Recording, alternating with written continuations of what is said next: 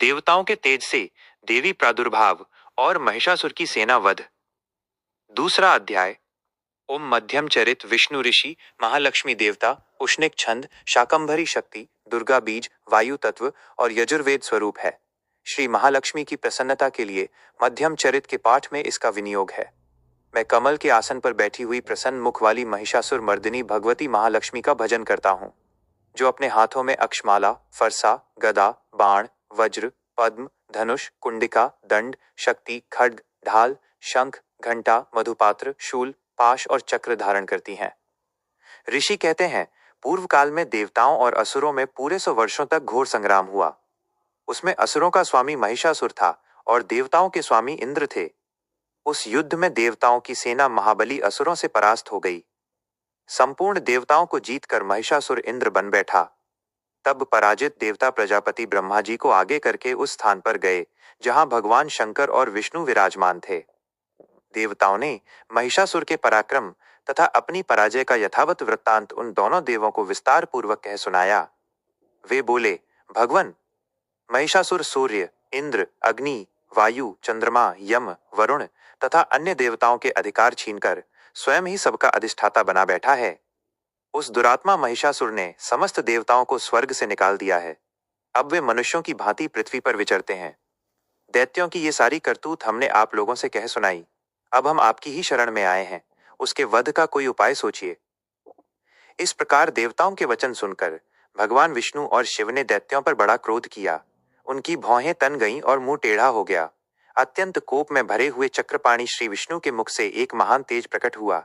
इसी प्रकार ब्रह्मा, शंकर तथा इंद्र आदि अन्यान्य देवताओं के शरीर से भी बड़ा भारी तेज निकला। वो सब मिलकर एक हो गया। महान तेज का वह पुंज पर्वत सा जान पड़ा। देवताओं ने देखा, वहां उसकी ज्वालाएं संपूर्ण दिशाओं में व्याप्त हो रही थीं। संपूर्ण देवताओं के शरीर से प्रकट हुए तेज की एकता होने पर वह एक नारी के रूप में परिणत हो गया। अपने प्रकाश से तीनों लोकों में व्याप्त जान पड़ा।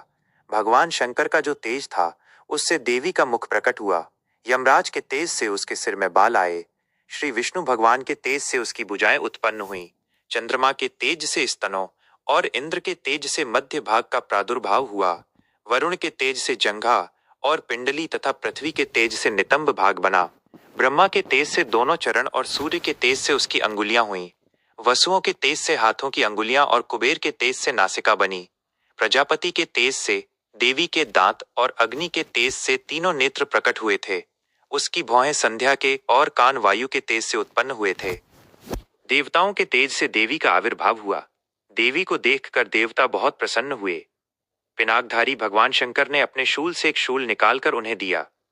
भगवान विष्णु ने भी अपने चक्र से चक्र निकालकर भगवती को अर्पण किया। वरुण ने शंख भेंट किया। अग्नि ने उन्हें शक्ति दी और वायु ने धनुष तथा बाण से भरे हुए 2 तरकश प्रदान किए। सहस्र नेत्रों वाले देवराज इंद्र ने अपने वज्र से वज्र उत्पन्न करके दिया और ऐरावत हाथी से उतारकर एक घंटा दिया। यमराज ने कालदंड से दंड, वरुण ने पाश, प्रजापति ने स्फटिक की माला तथा ब्रह्मा जी ने कमंडलू भेंट किया। सूर्य ने देवी के समस्त रोमकूपों में अपनी किरणों का तेज भर दिया। काल ने उन्हें चमकती हुई ढाल और तलवार दी। क्षीर समुद्र ने उज्ज्वल हार तथा कभी जीर्ण न होने वाले 2 दिव्य वस्त्र भेंट किए। साथ ही उन्होंने दिव्य चूड़ामणि, 2 कुंडल, कड़े, उज्ज्वल अर्धचंद्र, सब बाहुओं के लिए केयूर, दोनों चरणों के लिए निर्मल नूपुर, गले की सुंदर हंसली और सब अंगुलियों में अंगूठियां दी।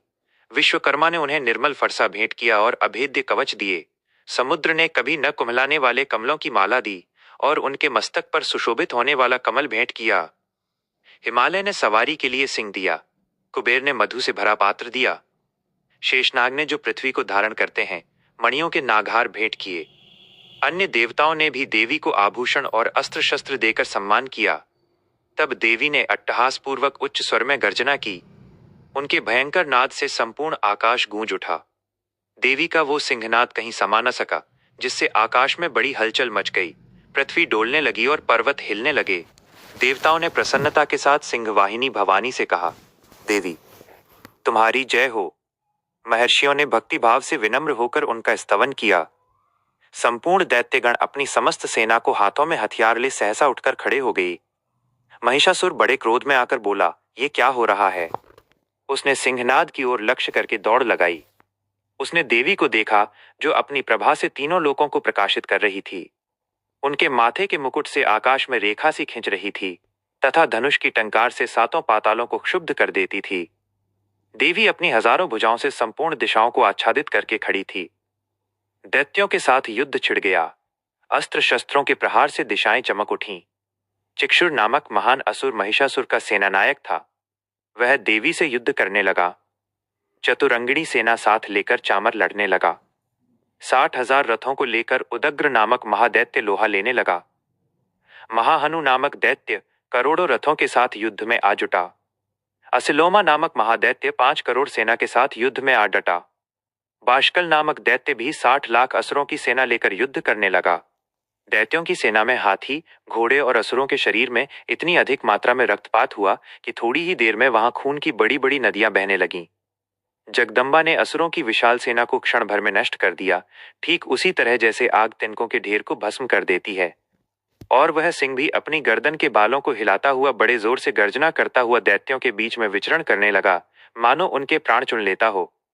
वहां देवी के गणों ने भी उन महादैत्यों के साथ ऐसा युद्ध किया जिससे आकाश में खड़े हुए देवगण उन पर बहुत संतुष्ट हुए और फूल बरसाने लगे। इस प्रकार श्री मार्कंडेय पुराण में सावर्णिक मनवंतर की कथा के अंतर्गत देवी महात्म्य में महिषासुर सेना वध नामक दूसरा अध्याय पूरा हुआ। लाइक, शेयर एंड सब्सक्राइब करें।